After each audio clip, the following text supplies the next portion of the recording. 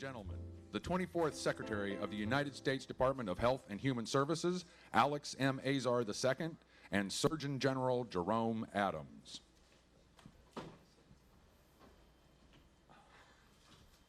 Good morning, everyone. Please be seated. Thank you. Thanks for joining us here today.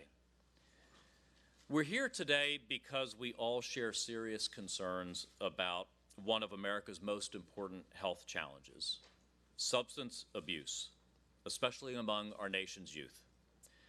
I'm grateful to work for a president who takes this issue incredibly seriously.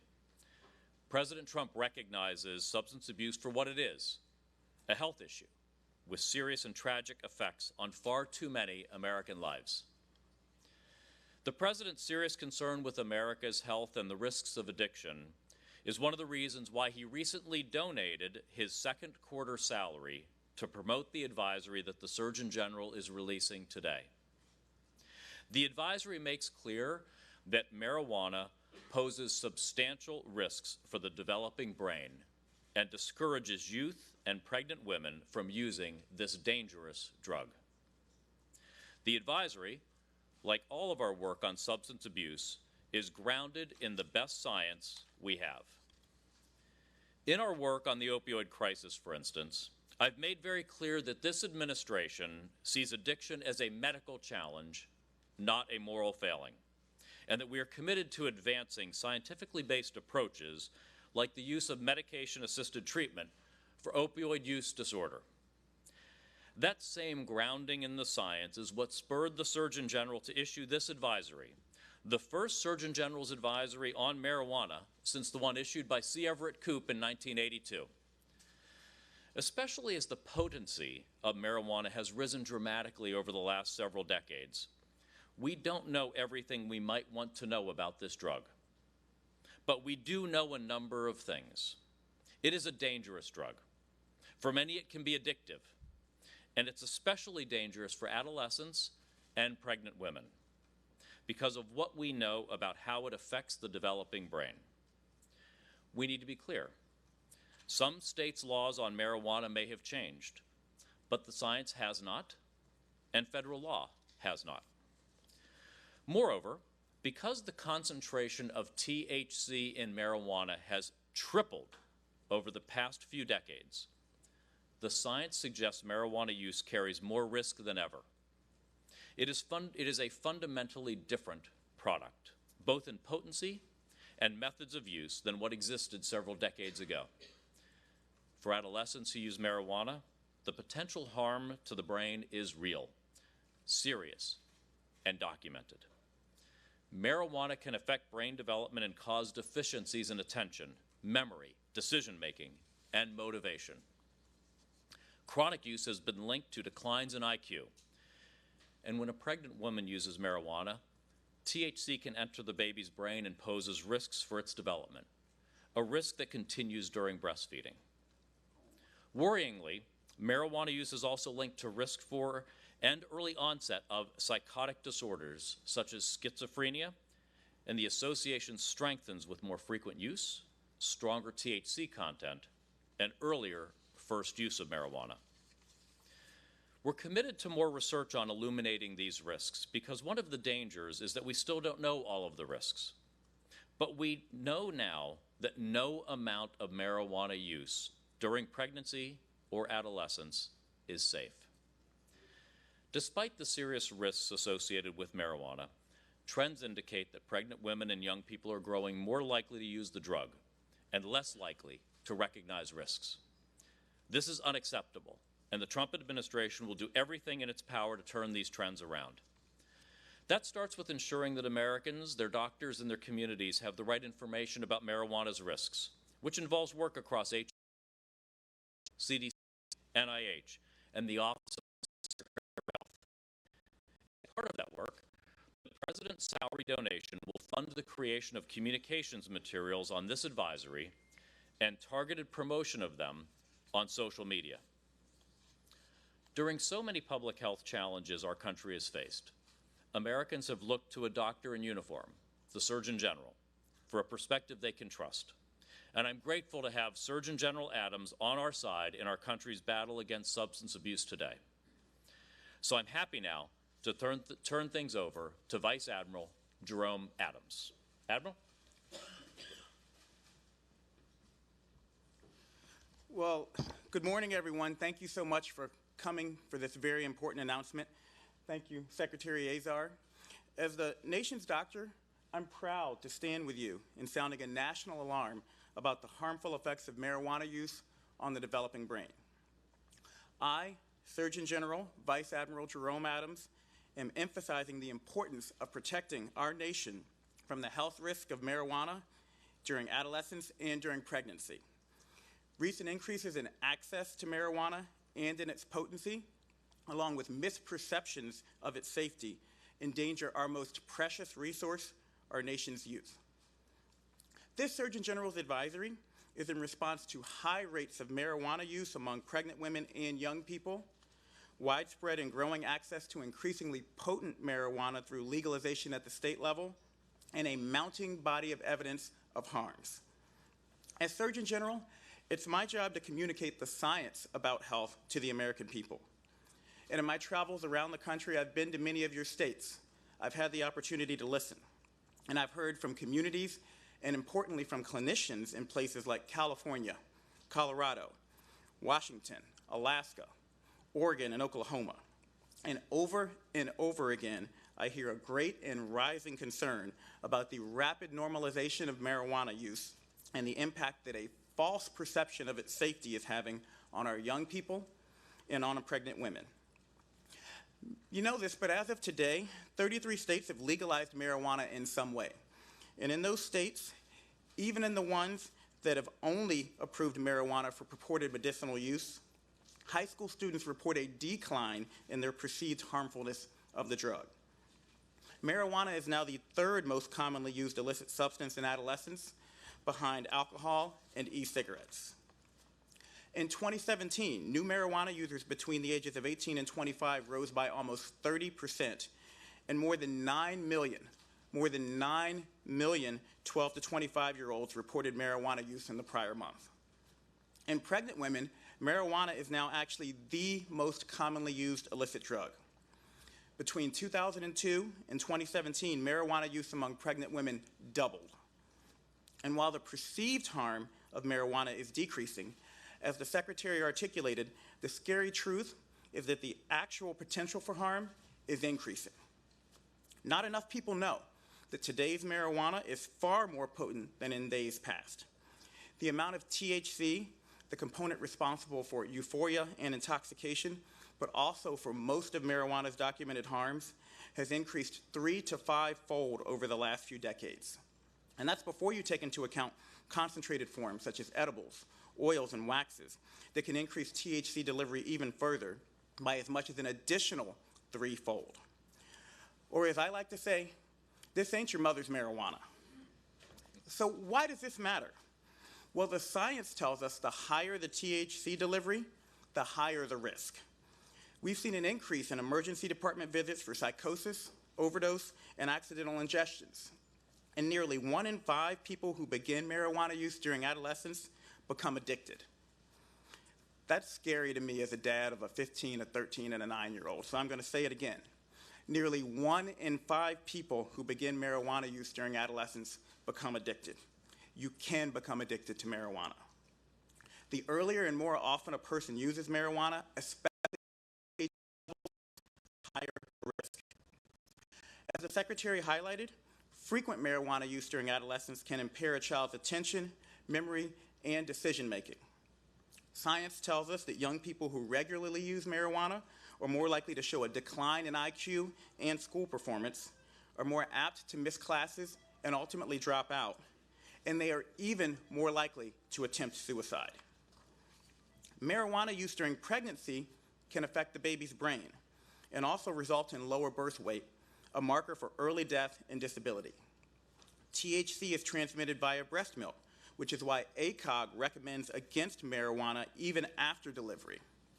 And marijuana and tobacco smoke share harmful components, so no one should smoke either product around a baby.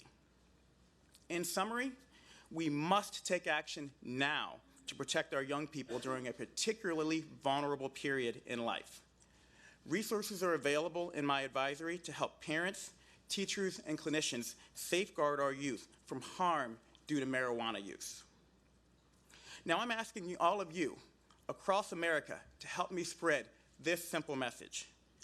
No amount of marijuana use during pregnancy or adolescence is safe. Many agencies across HHS are providing guidance on the effects and trends in marijuana use. We're also working to get more data about the impact that marijuana has across various populations, particularly in regards to long-term health effects. And now I'd like to introduce some HHS leaders who are taking action to address this critical public health issue. Assistant Secretary for Health, Admiral Brett Giroir, who is also a pediatric intensivist. Assistant Secretary for Mental Health and Substance Abuse, Dr. Eleanor McCants-Katz, who is also a psychiatrist. And Director of NIH's National Institute on Drug Abuse, Dr. Nora Volkov. My colleagues and I will now take your questions. And I believe the media are in the front row, so we'll take some questions. Yes, ma'am?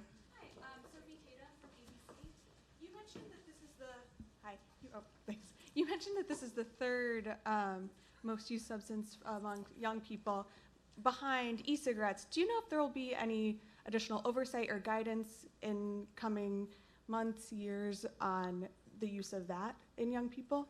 On the use of? E-cigarettes. Well, I want to remind everyone in the audience that many of you were here last December when I put out the second Surgeon General's advisory during my tenure, and that was on the use of e-cigarettes in young people. We know that a third of young people who are vaping regularly say they're vaping marijuana, so there's crossover between these two. But I think it's critically important, and I want all of you to help us share this message. No young person should be vaping. No young person should be using marijuana.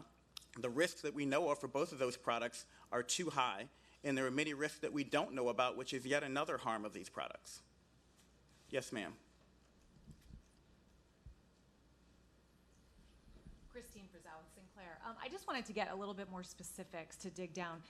Are there certain numbers or specific studies that you're pointing to in terms of your increased concern? And then also when you talk about increased use, is this just smoking, or are you now including the edibles and the oils? And I know CBD oil is a whole different thing, so I guess I just want to get a little more specifics about that. Well, let me turn this over to our subject matter experts, both Dr. Volkov and Dr. McCants-Katz, to comment on both the science, the lab science, and also the mental health effects and how SAMHSA sees this issue. Dr. Volkov, would you like to start? Yes, indeed, and the electronic cigarettes has been a relatively new introduction on the way that teenagers are using drugs. So we did not survey it until 3 years ago, and since then we've seen a significant increase in the consumption of nicotine and cannabinoids, THC, through e-cigarettes, so through the monitoring the future. That is not entered into the numbers of adolescents that are actually exposed to marijuana.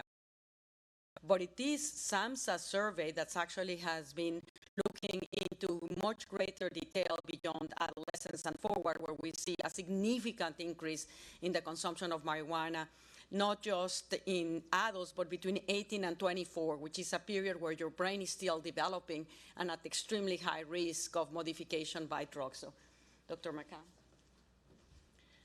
Yes, I'll just add to that to say that in our most recent National Survey on Drug Use and Health, we saw a significant increase in marijuana use by Americans 12 and older.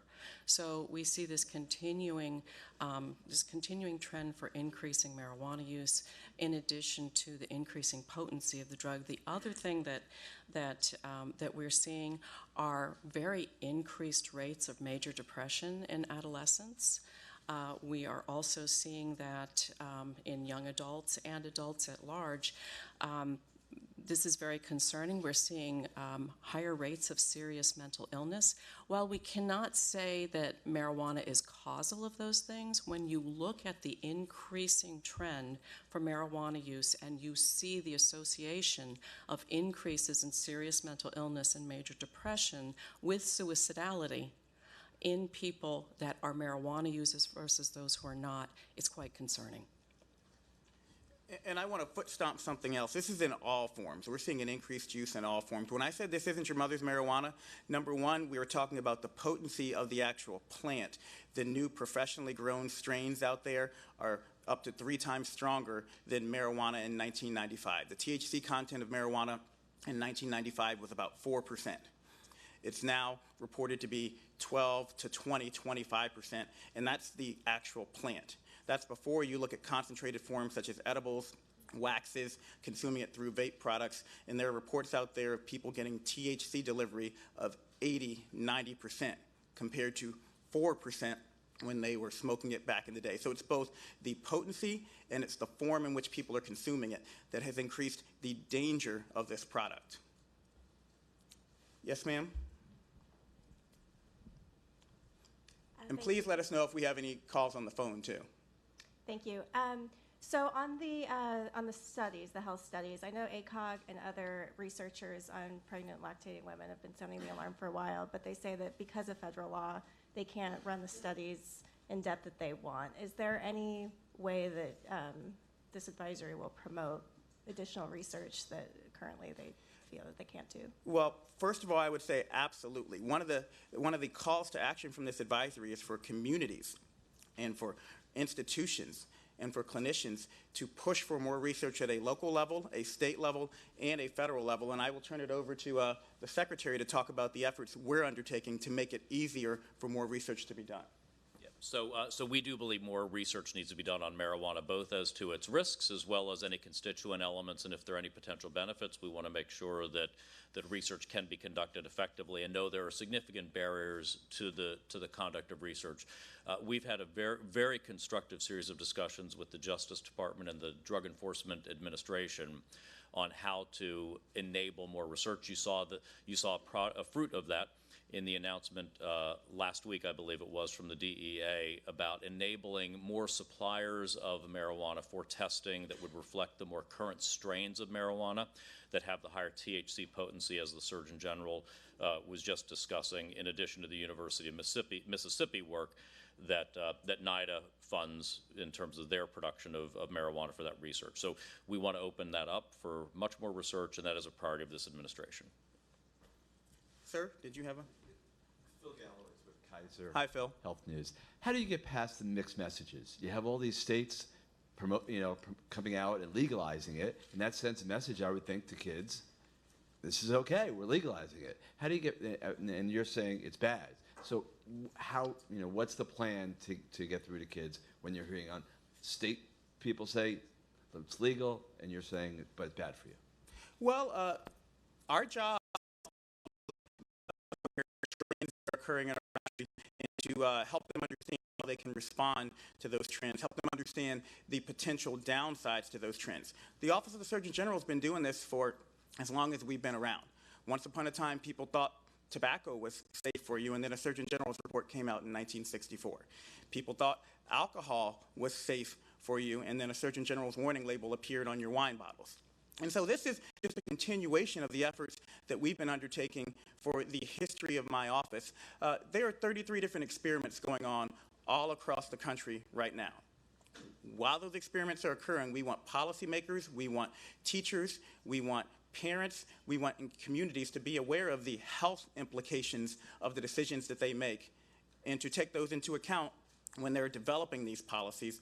And I would actually like to turn it over to Admiral Jerome as the Secretary's top advisor on public health to give his perspective, because he also can tell you what this looks like from a pediatrician's point of view. He's seen many of these epidemics evolve over the years. Thank you very much. I just echo what the Surgeon General said. Our job is to be rooted in science and public health. I'm a pediatrician. The Surgeon General is an anesthesia and pain medicine specialist. It's really our job to make sure that the public has the best information.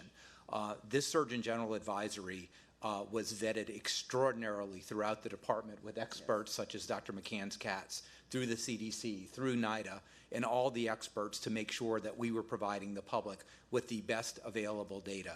Again, as a pediatrician, to my fellow pediatricians, it is very important that we screen young children for substance misuse and all the other associations that Dr. McCann's catch just spoke about. If you're an obstetrician, if you're a nurse practitioner, a nurse midwife, it is critically important to screen your patients for substance use like opioids or methamphetamine, and now with the dangers of marijuana.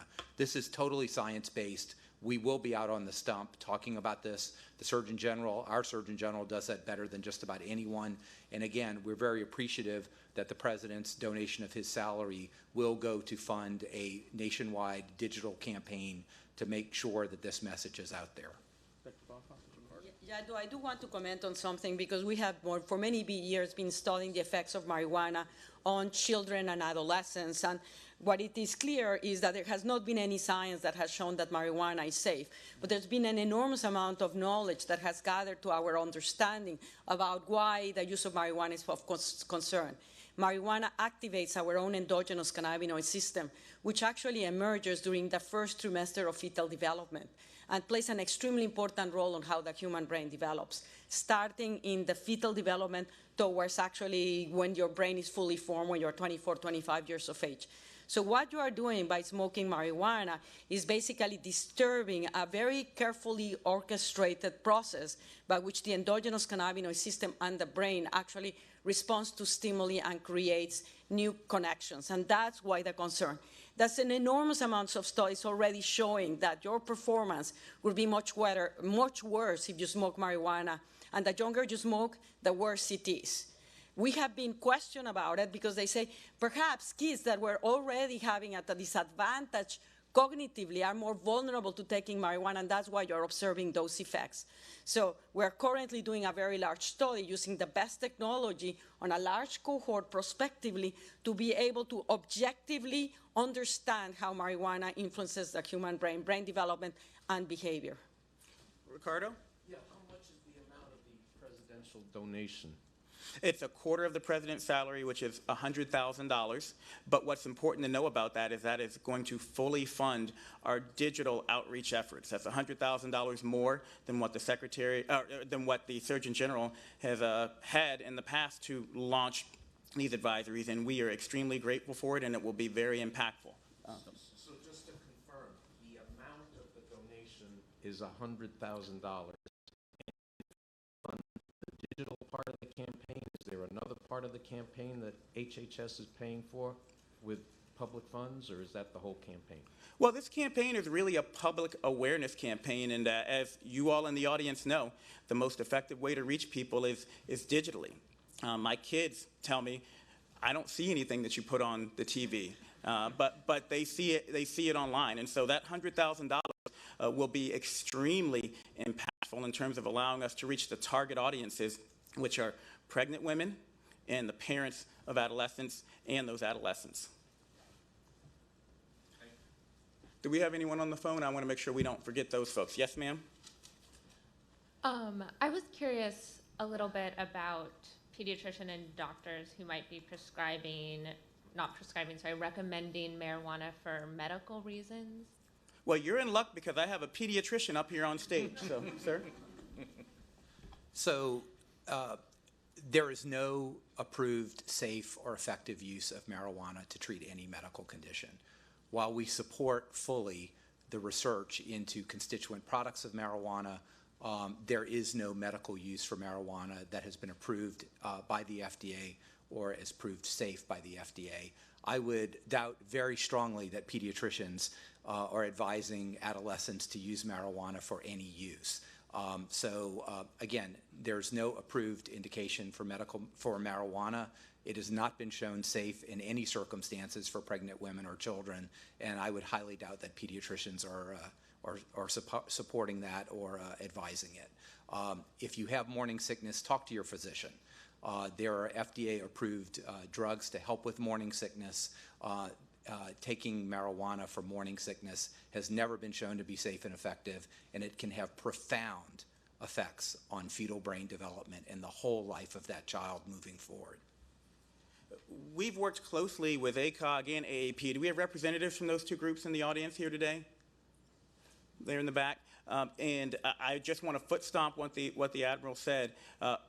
two most important things to take out of here, or two of the most important things. Number one, if you have questions, talk to your provider, talk to your health provider.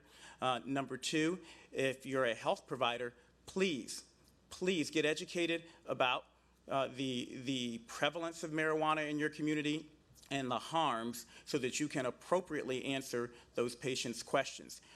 That's really two of the major goals of this advisory. Sir in the back with the nice haircut.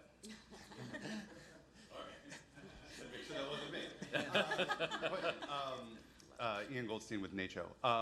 My question has to do with the almost 200 that have been hospitalized with pulmonary disease, and it's shown that some of it was THC, some of it may have been purchased legally. What is HHS doing around the maybe pesticide use or additional chemicals in legalized THC cartridges? I'm going to turn this over to Admiral Jerome, and the Secretary can jump in if he wants, but I do want to say one thing really quickly as the Surgeon General. We know that all of those cases are correlated with vaping. That's the one thing we know for certain that's common amongst all those cases. And I want to remind you all, I put out an advisory last year saying that no young people should be vaping because we don't know what's in these cartridges. We don't know what's in these oils that people are vaping. So critically important that you all help us get that message out there, that no young person should be vaping, and that anyone who's choosing to vape should be very, very cautious and concerned about the fact that we don't know what's in these products. But Admiral Jerome? I'll just echo that. Of course, the answer is don't vape. But there is an active epidemiological investigation ongoing now by the CDC together with the FDA in all branches of HHS trying to investigate what is really happening. It may be unknown components, but remember, I'm a pediatric ICU doctor. What I did for a living was take care of children with lung injury. If you inhale substances like lipids into your lungs do not like that. That causes inflammation, leakage, and water through your lungs so you can't breathe. That could be nicotine, it could be THC, it could be lipids, it could be any of a number of the hundreds of chemicals that are there. So the point is we want to be absolutely grounded in the evidence. The CDC, the FDA are absolutely on point, and you'll be hearing much more about this in the coming days about where the epidemiological investigation is. But for now, the answer is don't vape. Vaping is dangerous for you both because of the drugs it puts in your system, but also because of the direct lung injury that it can cause. And I apologize, that was the last question we had time for, but I want to close by asking, imploring all of you all to help spread our message, lift up this advisory. No amount of marijuana use during pregnancy or adolescence is safe. And I also want to thank NIDA. I want to thank SAMHSA. I want to thank all the entities that have helped us put together this scientifically grounded and critically important advisory. And I want to thank you all in advance for using your bully pulpits to help us get this message out there. Thank you, Mr. Secretary, for joining us today. Thank you, everyone.